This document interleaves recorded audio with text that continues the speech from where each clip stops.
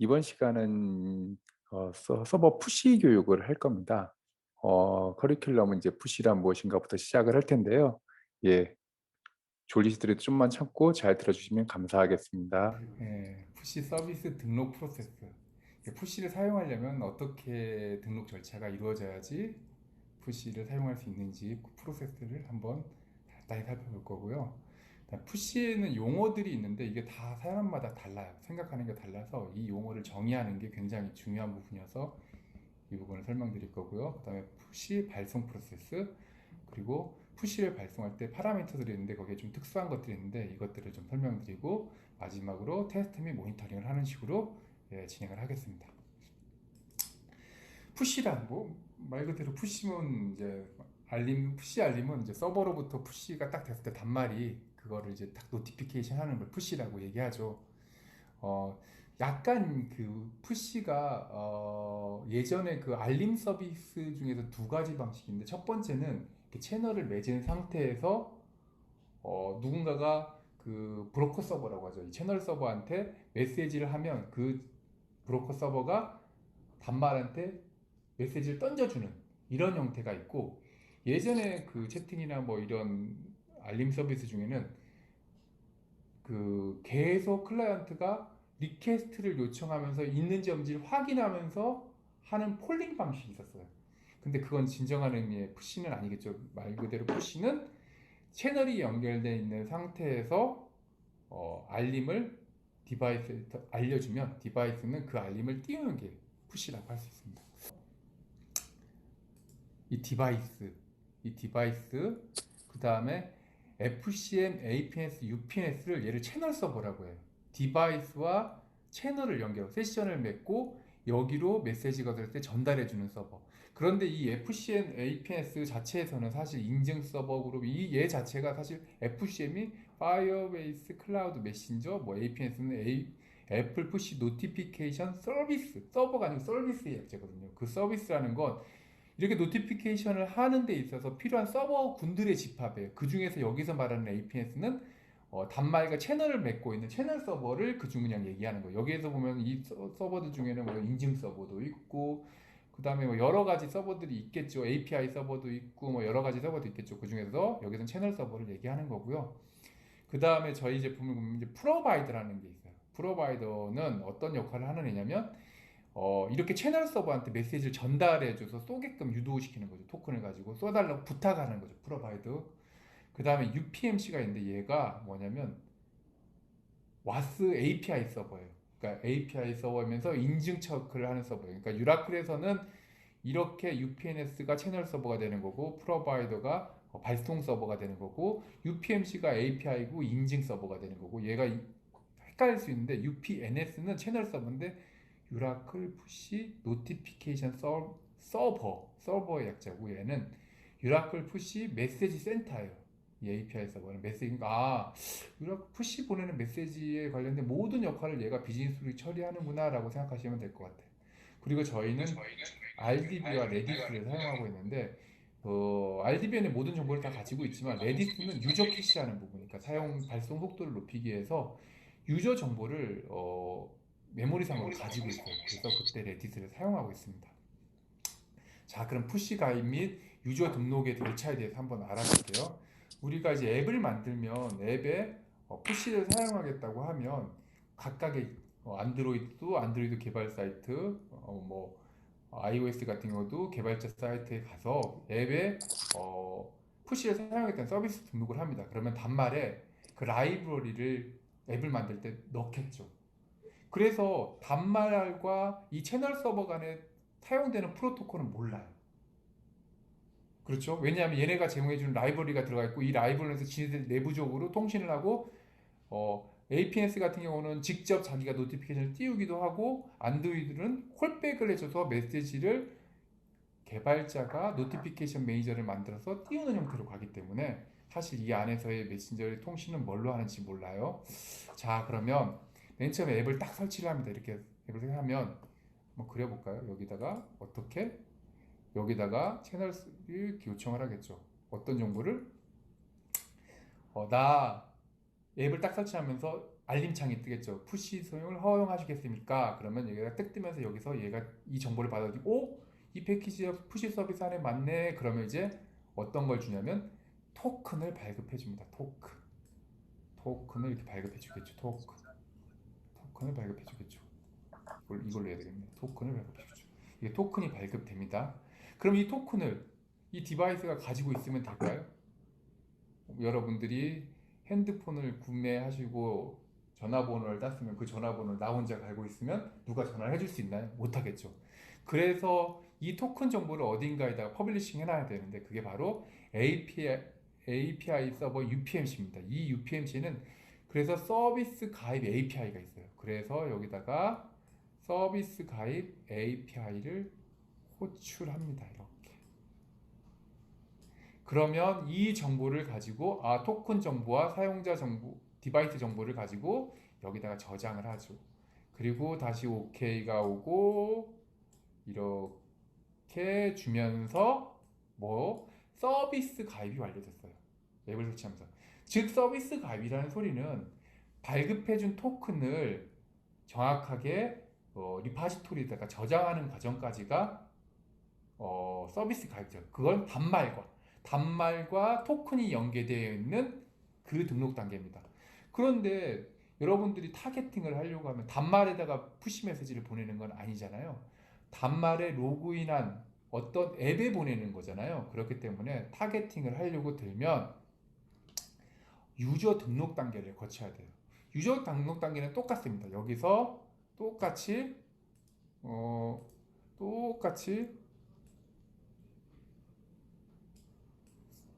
유저 가입을 해달라고 하겠죠. 유저 가입을 해달라고 합니다. 그러면 여기다가 아까 등록되어 있는 단말에 게스트로 등록되어 있는 그 아이디를 이 로그인했던 아이디로 업데이트를 칩니다. 그리고 다시 결과를 받아서 이렇게 OK가 오죠. 그러면 비로소 이 단말에 디바이스 아이디와 CUID, 유저 커스텀 아이덴티티 아이디가 매핑이 되고 거기에 토큰 정보까지 3개가 매핑이 되는 순간부터 이 단말에는 사용자 아이디로 발송을 할 수 있게 됩니다. 자, 그러면 여기를 보시면 투 트랜잭션을 했죠. 먼저 서비스 가입을 하고 로그인 시에 앱을 설치할 때 서비스 가입하고 로그인하면서 뭘 했죠? 유저 등록 관계를 했죠. 그런데 여기 같은 경우는 앱이 회원 비원 둘 다 사용할 때는 이렇게 사용하셔야 되겠죠. 근데 회원만 사용하면 이렇게 할 필요가 없잖아요. 투 트랜잭션 하는 거 그만큼 에러가 많이 발생해요. 그래서 다시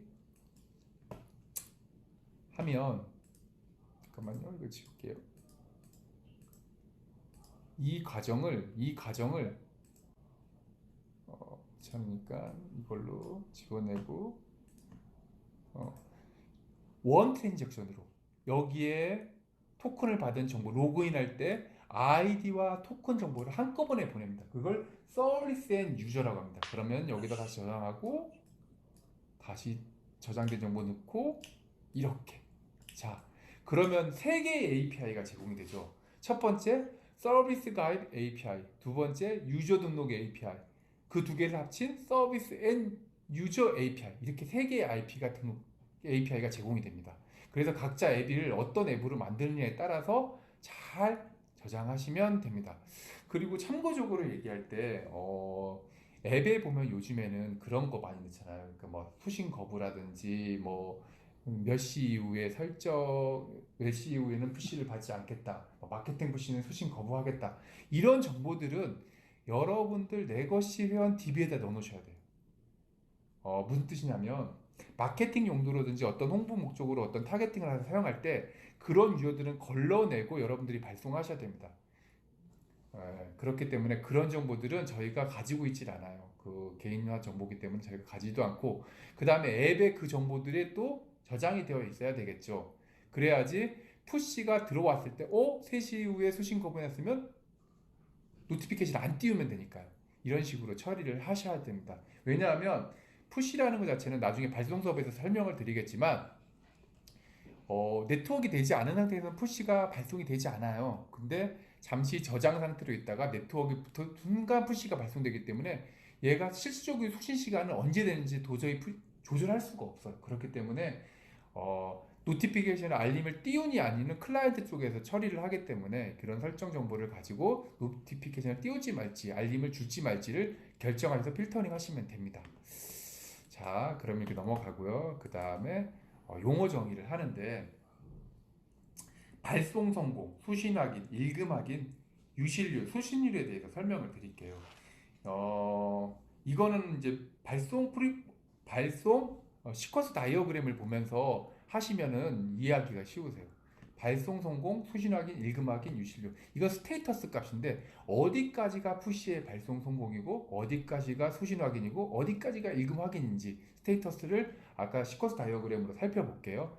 그리고 수신 확인은 사실 iOS에는 있지 않아요. iOS에서는 노티피케이션을 OS 자체 내에서 띄워요. 그 노티피케이션을 그 페이로드라는 그 안에 들어있는 정보를 가지고 띄우게 되는데 iOS 10 이상 버전은 유저 노티피케이션스라는 그런 걸 이용해서 사용자가 뮤터블 컨텐츠로 앱을 만들고 사용자가 안드로이드처럼 UI를 띄울 수 있게끔 해주는 기능이 iOS 10부터 생겼어요. 이거는 이 기능을 사용하면 수신 확인도 iOS도 가능하다라는 정도로 알고 넘어가시면 됩니다. 자, 제가 설명 안 드린 건 발송 성공, 수신 확인, 읽음 확인에 대하고 유실률 수준에 대한 거를 다음에 여기서 넘어가서 알려드릴게요. 우선 푸시 발송 시퀀스를 보면 샌더라고 하는 거는 어떤 발송 서버겠죠. UPMC에 푸시 메시지를 전송 요청을 합니다. 그러면 UPMC는 레디스의 종류 유저 캐시를 이용해서 토큰 정보들을 가져와요. 그리고 여기에는 APS인지 뭐 FCM인지 이런 정보들을 가지고 확인을 합니다. 그리고 데이터베이스는 이 요청 정보 마스터 원장 정보를 저장을 하죠. 그리고 전송이 완료했고 다 필터링을 한 다음에 파라미터 정보가 올바른지 서비스 가입이 되어 있는지 이런 정보들을 확인하고 전송경을 요청해 줍니다. 그리고 여기는 전송해 주면서 발송 큐에 저장을 하겠죠. 그리고 스레드이 돌면서 어싱크로 돌면서 UPMC나 프로바이더 쪽으로 발송 처리를 하게 됩니다. 이렇게 되면서 수신 확인이 되는데 자, 여기서 보면 제가 이제 발송을 해볼게요. 만약에 어떤 서버가 하나가 있습니다. 어떤 곳에서 발송을 했겠죠? 발송을 했을 겁니다. 잠시만요. 지워내고. 자, 어떤 발송 서버가 UPMC에 발송 요청을 했습니다. 이렇게. 발송 요청을 했습니다. 이렇게. 발송 요청을 했죠. 푸시 발송 요청을 이렇게 했겠죠. 푸시 발송 요청을 했겠죠. 그러면 아까 말했듯이 레디스나 DB종부터 레디스를 통해서 요청을 합니다. 고객 정보. 얘한테 줄 때는 아이디밖에 안 주니까요. 아이디 정보를 주면 얘가 이제 여기에 이 아이디로 매칭되어 있는 토큰과 디바이스 정보와 APS인지 GCM인지 그런 정보들을 가지고 와서 이 프로바이더에 다시 요청을 합니다. 이렇게.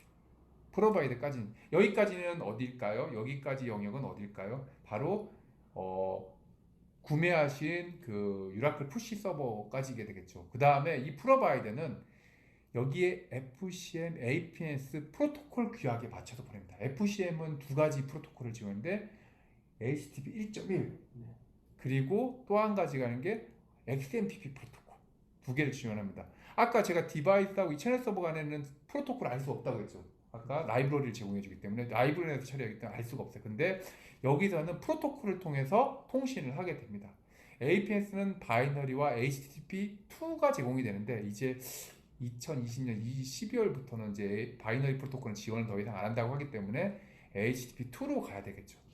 여하튼 프로바이더는 그 프로토콜 규약에 맞춰서 참고적으로 UPNS는 MQTT 프로토콜을 사용합니다. 이 프로바이더는 이 토큰 정보와 그런 정보들을 다 가지고 프로토콜을 만들어서 그 형식에 맞춰서 쏩니다.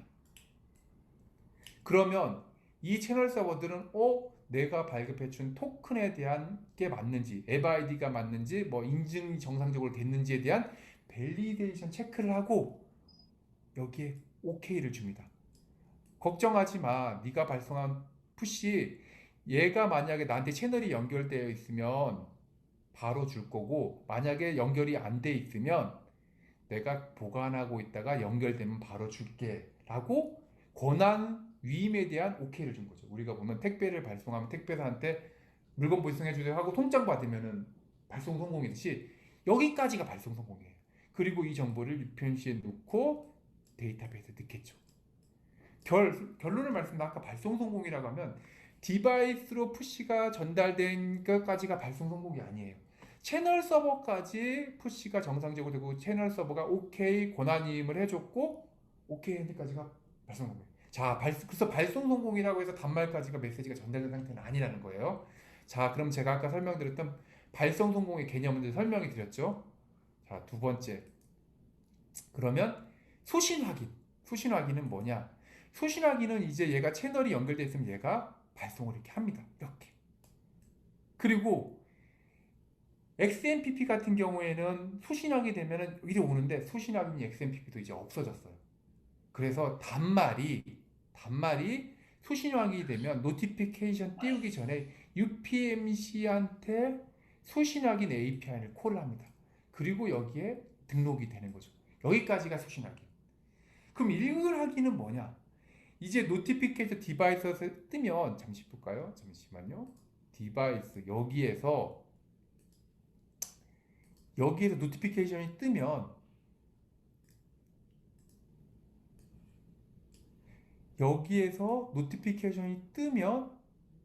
여기서 이걸 클릭을 딱 하지 않습니까? 그러면 앱이 구동이 되겠죠.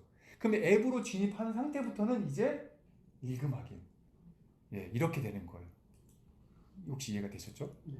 예. 개념은 아니고 아까 그래서 제가 설명드렸던 이거 발송 성공 소신 확인 읽음 확인 스테이터스 값이가 어떤 상태까지인가가 이제 확인이 됐습니다. 그러면 유실률과 소신율은 도대체 뭐냐? 소신율은 말 그대로 소신율이에요. 무슨 뜻이냐면 푸시를 발송했을 때 소신 확인이 몇 개 들어왔느냐, 그게 소신율입니다. 그럼 유실률은 뭐냐? 이것도 쉽게 설명드리면 택배에 발송 원장을 받고 택배사가 통장 번호를 줬어요, 나한테. 근데 고객한테 문의가 왔어요. 저 택배 못 받았는데요. 근데 우리가 택배사한테 전화해보면 되죠. 왜 안 갔냐고 전화했는데 APS나 FCM 같은 경우에는 문의할 수가 없어요. 유실이. 이게 바로 유실이에요. 성공인지 실패인지 알 수 없는 상태. 그게 유실인 거죠. 근데 얘네들이 유실을 할 때는 몇 가지 조건들이 있어요. 얘네들이 보관 기간이 있어요. 최대 맥스가 FCM은 4주, APS는 거의 3주가량 되고, 그리고 FCM 같은 경우는 한 단말에 100개까지, 한 아이디가는 100개까지 저장이 가능해요. 그 이상은 그냥 버려버려요. APS는 그 한 단말도 몇 개까지는 없어요. 그런 것들은 가이드해 주는 게 없기 때문에 하여튼 유실률은 그런 거다. 그래서 유실률이 높다. 예전엔 되게 높았는데 사실은 그렇지는 않아요. 보통 보면은 그렇지는 않고 여하튼 뭐 이런 게 있다 정도만. 유실률과 소실률은 다른 거다. 뭐 그래서 소신율이 99.9% 이거 말이 안 돼요.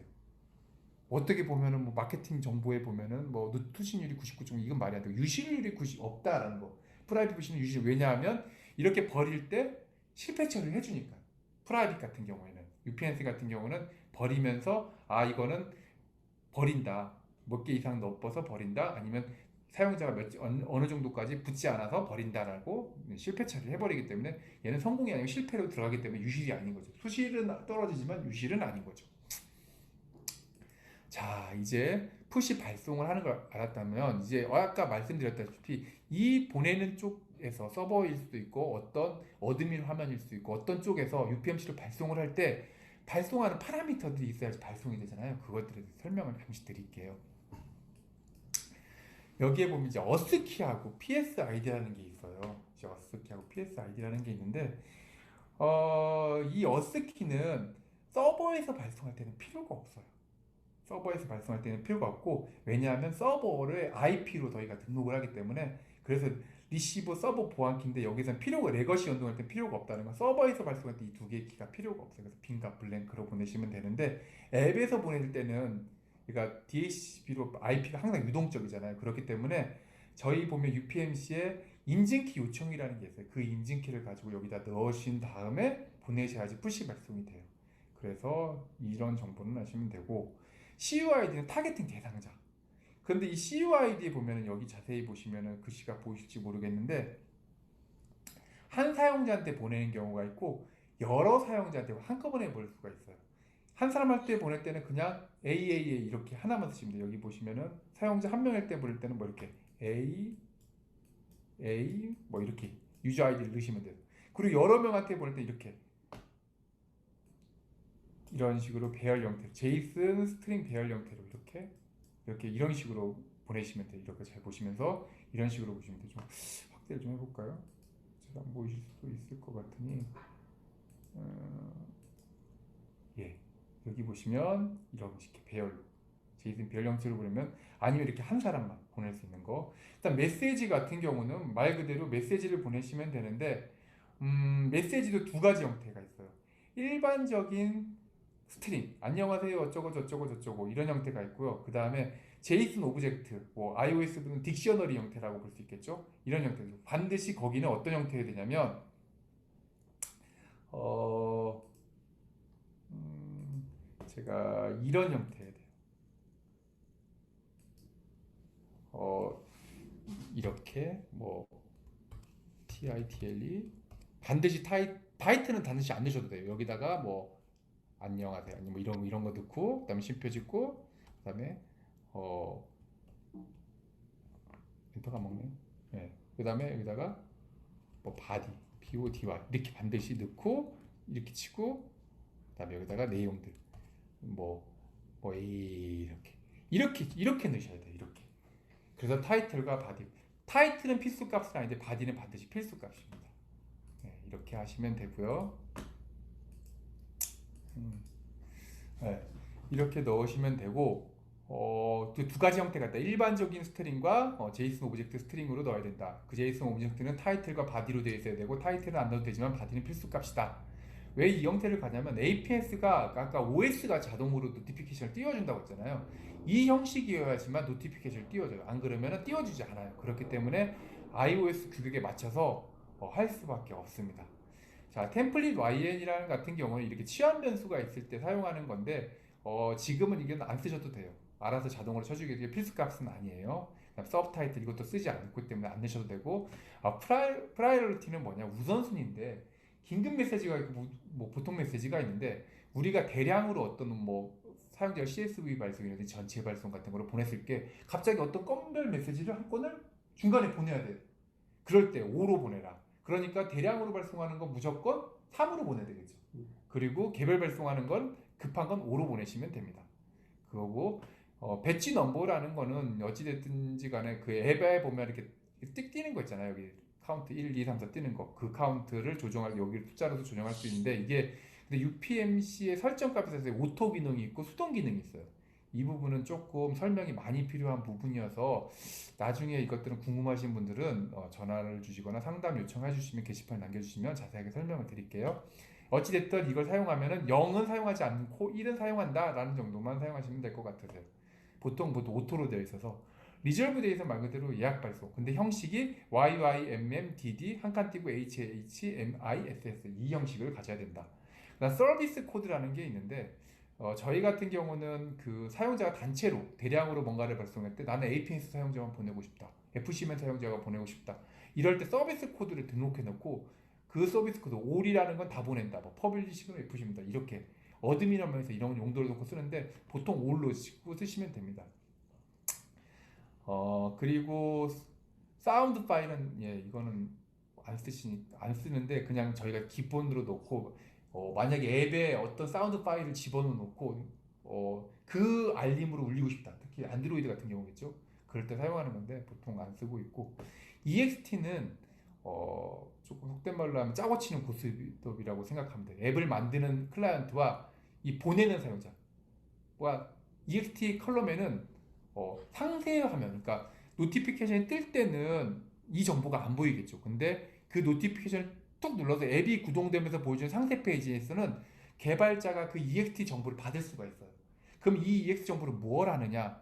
여기다가는 뭐 좌표값도 넣어줄 수도 있고 이미지 URL 정보도 넣어줄 수 있고 뭐 HTML URL 정보도 넣어줄 수 있고 뭐 동영상 정보도 넣어줄 수 있고 어떤 규약을 만들어서 뭐 이렇게 정하시는 거예요. 그래서 내가 만약에 뭐 이렇게 되겠죠. 만약에 내가 EXT에 어, EXT에 1이라고 넣고 파이프 넣고 여기에 HTTP 뭐 이렇게 URL 정보, 이미지 정보 그러면은 1은 뭐 이미지 정보니까 상세 화면에 이 그 웹뷰 안에서 img src 해가지고 이걸 로드 시키면 되겠죠. 그리고 뭐 2 같은 경우는 뭐 HTML5 HTML 보면 웹뷰 꺼내서 src다 이거 집어넣으면 되겠고 뭐 여러 가지 아니면 기타 정보 3 해놓고 여기다가는 x좌표 y좌표 위경도 값 집어넣고 3일 때는 지도 꺼내서 위경도에서 그 상세 화면을 꾸미는 어떤 정보 값을 넣으시면 돼요. 근데 저희가 쓰는 게 지금 기본으로 1부터 6까지는 되어 있기 때문에 보통 쓰시면 100부터 사용하시면 돼요. 100부터 여러분들이 쓰시고 싶은 걸로 사용하셔서 어떤 값을 만드시고 그 다음에 클라이언트 개발하시는 분이 내가 이 값을 주면 어떤 값을 줄 테니까 이걸 어떤 상세 화면을 꾸며달라 라는 용도로 사용하시면 됩니다. 이해가 되셨어요? 예, 다행이네요. 자, 그 다음에 샌더 코드 여기는 이제 발송자 정보를 넣으시면 되는데 어드민에서 발송하면 어드민 그 다음에 뭐 어떤 내 것이 시스템에서 면 메일 서버에서는 메일 뭐 이런 식으로 넣으시면 통계 자료나 발송자 통계를 좀 구분할 때 사용하기 위해서 그렇게 쓰는 거고 앱 아이디는 뭐 번들 아이디, 패키지 아이디 이런 거 넣으시면 타입은 있는데 개별 발송할 때는 E, 뭐 시스템 발송에는 S 뭐 이런 것들이 있는데 여기 종류에는 저희가 쓸 수 있는 게 많아요. 어, A A라는 건 전체 발송, 회원 전체 발송. 이건 아까 말했듯이 회원 비원 다 나가는 거예요. 근데 회원제 앱을 사용하실 때 전체 발송을 할 이유는 없겠죠. M으로 발송하시는 이건 회원만 발송. 예. 그리고 N은 비회원 발송. 그러니까 얘는 회원 비회원 다 쓰는 앱은 A라는 걸로 발송하시면 되고 회원만 쓰는 앱은 M으로 발송하시면 되고 N이라는 건 비회원한테도 보내고 싶을 때 사용하시면 됩니다. 이런 것들이 있고 그다음에 C 얘는 CSV 발송을 하겠다. 그리고 G는 그룹 발송을 하겠다. 자, 이런 것들이 이제 좀 대량으로 발송하는 어떤 발송 타입이 될 거고요. 그 다음에 개별로 발송하는 타입이 E와 S가 있어요. 그럼 차이가 뭐냐? 이치에서 따서 그런데 이치는 E를 내면 CUID라는 아까 이 CUID 이 CUID라는 이 CUID에 값을 넣어야 돼요. 아까 이런 식으로.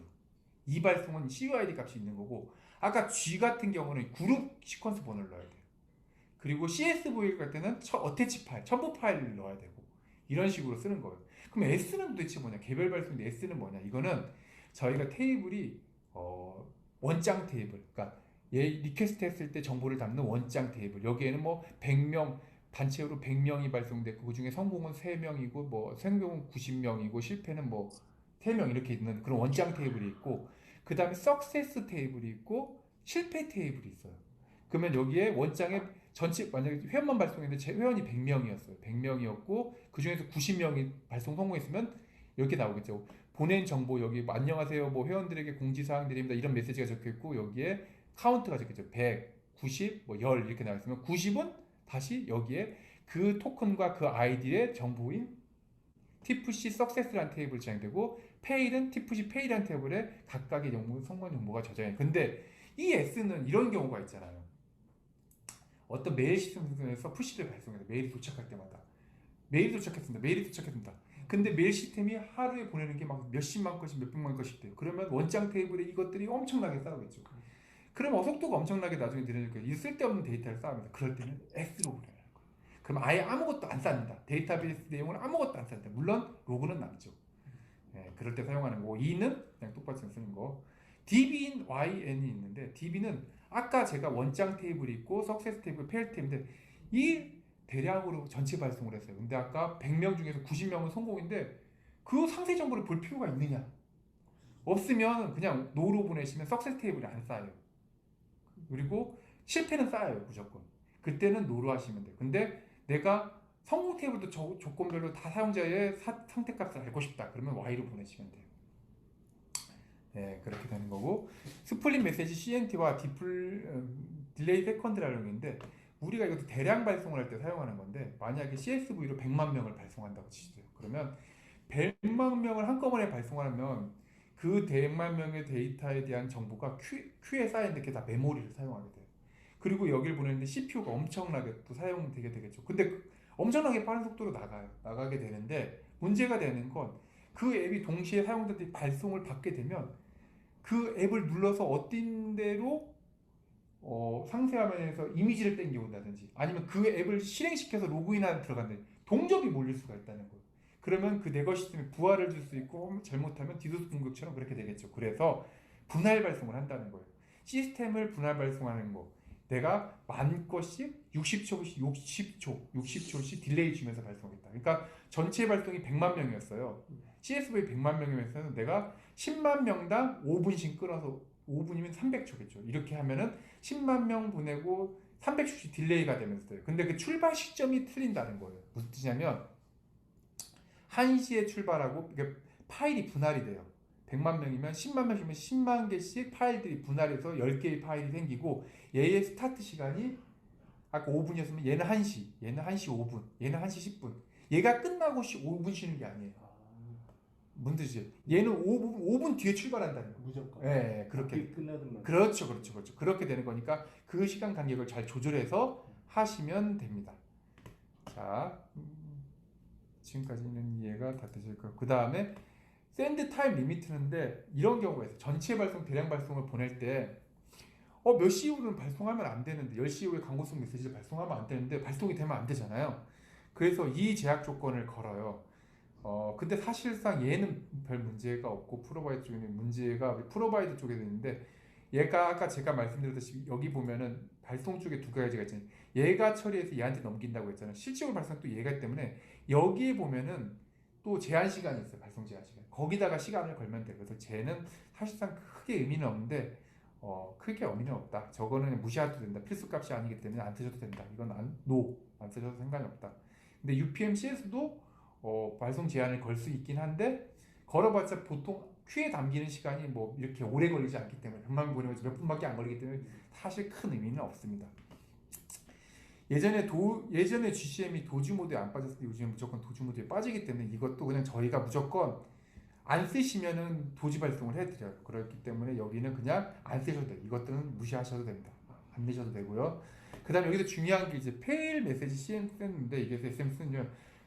푸시를 발송하고 실패된 거를 SMS로 대체 발송하고 싶어요. 그러면 저희가 실패 테이블도 넣어주지만 근데 실패 테이블은 계속 로고가 증가가 되겠죠. 근데 그걸 주기적으로 어떤 데몬이 돌면서 찾으면서 한다는 것 자체는 무리가 있어요. 그래서 저희가 T-푸시 SMS 테이블에 실패한 정보들을 넣어드려요. 이거 여기다 Y로 두시면. 그러면 어떤 걸 가지고 거기서 돌면서 걔만 발송하고 지워내면 되니까 부하가 없게 되겠죠. 그런 용도로 사용하시라고 이거. 그리고 여기는 리밋 웨이트는 뭐냐면 소신 확인이 안 된 메시지들은 넣어드려요. 근데 사실적으로 보면은 익스파이어 데이시 있거든요. 아까 그 T-푸시 SMS 탭에 거기에 지금 시간이 1분이면 5분 뒤로 익스파이어 데이시 넣어드려요. 그래서 소신 확인이 들어오면 걔가 지워져 버리는데 소신 확인이 지워지지 않으면 계속 남아있겠죠. 그럼 데몬이 돌면서 발송하면서 발송하면 되겠죠. 근데 여기서 주의할 건 APS는 아까 소신 확인이 안 된다고 했잖아요. 반드시 어떻게 만들어야지? 이렇게.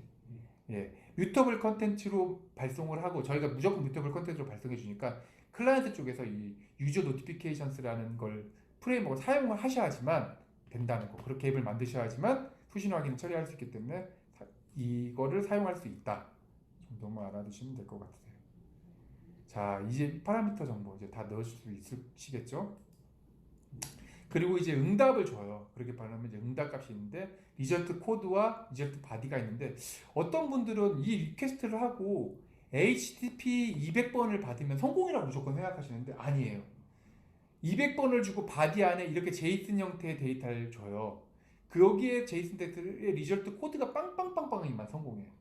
만약에 빵빵빵빵이 아닌 4444 뭐 서비스 등록이 안 된 사용자 이런 것들은 에러예요. 그러니까 이런 것들은 실패로 다시 발송하는 뭘 처리를 하셔야 로직이 필요하다는 거예요. 결론은 HTTP 200 코드가 아닌 거기 200 코드에서 받은 리절트 데이터의 헤더 값이 어떤 거냐를 확인하셔서 정보 처리를 하셔야 돼요. 그리고 여기에는 성공한 사용자, 실패한 사용자 이런 정보들을 둔다.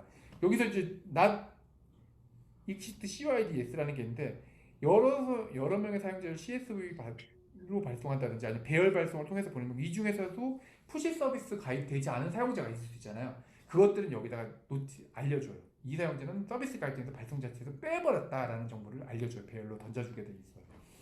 그리고 이건 예약 발송일 때 아까 예약 번호를 넣으면 예약 발송인데 걔는 실시간 발송하기 때문에 시퀀스 번호가 안 따져요. 그냥 예약 번호가 따져요.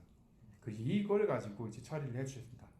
이렇게 푸시를 파라미터 정보 넣고 하시면 된다라는 정보로 알아두시면 되고요. 실질적인 이제 정보들은 푸시에 대한 개념들은 알으셨을 거고 푸시를 어떻게 하면 발송을 할 수 있다라는 것 정도는 아셨을 거라고 생각이 돼요. 그 중에서 뭐 좀 더 자세하게 설명드리고 싶은 것들은 있긴 한데 워낙 이렇게 되면 너무 시간이 길어져서 이런 것들은 나중에 문의를 하시든지 더 필요한 항목들이 있으면 요구를 하시면은 제가 좀 더 자세히 설명을 드리는 걸로 할게요. 그럼 간단하게 샘플을 보여드리고 어떻게 이용되는지 확인시켜 드리고 마치도록 하겠습니다. 우선 보면 이제 저희가 설치가 되면 이렇게 UI 콘솔 UPMC 아까 UPMC 메시지 센터라고 했죠. 여기에 이제 UI 콘솔이 들어가요. 넣는 거 로그인 하게 되면 이렇게 발송 분당 처리 현황들을 지금 발송 아무도 안 하고 있죠. 테스트 서버인데 아무도 안 하고 있죠. 그리고 뭐 현황들 이런 거 간단하게 보실 수가 있고 그 다음에 아까 프로바이드의 상태 등도 상태는 얘가 상태가 이렇게 파란색이 잘 되고 있구나. 그리고 지금 처리 현황들 이런 것들을 볼 수가 있어요. 뭐 인증서도 교체할 수 있고 이런 것도 있고 그 레디스 상태도 뭐 간단하게 확인할 수 있고 UPNS 상태 서버 그룹 확인 뭐 이런 것들도 간단하게 할 수 있고 여기서 이제 가입자 주에는 아까 제가 데이터베이스에서도 있고 레디스에서도 가능하죠. 여기서 보면 레디스의 사용 능력 여기 있는 사용자가 실질적으로 발송되는 사용자고 여기서 하면은 실질적으로 발송이 된다고 보시면 돼요. 그래서 여기서 삭제를 하시면 레디스까지 다 삭제가 됩니다. 삭제도 하실 수가 있으세요. 그리고 발송 API 여기서 실질적으로 푸시 발송도 해볼 수 있고 푸시 가입도 테스트로 가입도 해볼 수가 있어요. 그리고 그러니까 운영을 하면서 이렇게 뭐 테스트해보 발송을 해보거나 사용자를 가입시키거나 이런 것들 여기서 할 수가 있다는 거고 발송 현황도 조류가 가능하겠죠. 앱 아이디 뭐 이렇게 해서 날짜 선택해서 막 있을 것 같기도 하고 한번 해볼게요. 1월 달에 이걸 해놓고 조회를 해보면 이렇게 발송하는 것들을 볼 수가 있죠. 성공 내력들이 보이겠죠. SMS 발송은 누구 뭐 상태가 어떻고 이 스테이터스 1은 뭐냐면 스테이터스가 1, 2, 3으로 나오는데 1은 발송 성공 2는 수신 확인 3은 리금 확인 그 실패는 실패 여기 들어가겠죠. 네. 이 1, 2, 3으로 나온다. 아까 제가 발송 성공 수신 확인 리금 확인에서 설명드렸죠. 자 실질적으로 그럼 여기는 또 로그들 또 운영 모니터링 실제 전체적으로 잘 이루어지고 있는지 상태가 지금 UPM 프로바이드가 다 파란색이니까 잘 되고 있구나. TPS 이게 의미는 지금 현재 이 측정 시간에 인풋 아웃풋이 아무것도 없어요 지금. 그리고 가장 맥스가 18, 18이었고 뭐 이렇게 되어 있다. 꼭 욕 같네요. 예. 로그 정보를 볼 수가 있어요. 실시간으로 로그를 보실 수가 있으세요. 이렇게 보면은 로그를 이렇게 볼 수가 있고 로그를 다운로드 받을 수 있고 이렇게 다운로드 받을 수가 있고 이렇게 관리를 하는 툴이고 제가 한번 실질적으로 발송을 해볼게요. 근데 앱에다 발송하는 건 아니고 실질적으로 보여주기 때문에 어떤 특정 사용자에게 제가 한번 볼까요? UPNS는 아까 뭐냐면 제가 아까 채널 서버가 3개가 좀 돼요. 퍼블릭 푸시에는 FCN과 APNS가 있고 프라이빗 푸시에는 UPNS 저희 유라클 푸시 노티피케이션 서버 채널 서버가 있는데 여기다가 한번 제가 발송을 해볼게요. 가입된 사용자가 여기 하나 있네요. 이 사용자한테 한번 UPNS 이 사용자를 이 프라이빗 푸시 채널 서버가 좋은 점이 뭐냐면 나는 애들은 이 지금 채널이 세션이 연결되지 네트워크가 붙어있는지 안 붙어있는지 알 수가 없어요. 근데 얘는 알 수가 있어요. 여기 보면은 이 사용자는 지금 접속도 없고 구독도 없네요. 구독이라고 하는 건 한 번이라도 UPNS에 붙은 적 있으면 이게 Y로 돼요. 그리고 이게 접속 여부는 현재 지금 채널이 붙어있는지 아닌지 형태를 알 수 있는 거고 이 사용자한테 한번 발송을 해볼게요. 선택한 푸시 발송. 그거 여기다가 뭐 프라이빗 넣고 이렇게 타겟팅 넣고 좀 깨졌네 이게 뭐 AA, BBB 이런 메시지를 제가 발송을 할게요. 발송을 하면 발송이 성공일까요? 아닐까요? 성공이겠죠. 예. 어차피 얘는 채널 서버까지만 거는 거니까. 그럼 채널 서버까지 받아줬네요. 성공됐어요. 그렇게 되면 얘 사용자의 아까 이 사용자의 얘는 아까 뭐라고 했죠? 그 푸시를 받으면 이렇게 오픈 메시지가 있어요. 저장되어 있어요. 얘가 채널에 붙는 순간 받을게 돼. 그러면 한번 실제로 붙어볼까요? 예, PC 클라이언트를 이용해서 똑같습니다. 라이브러리가 이게 들어가기 때문에 똑같아요. cdhun이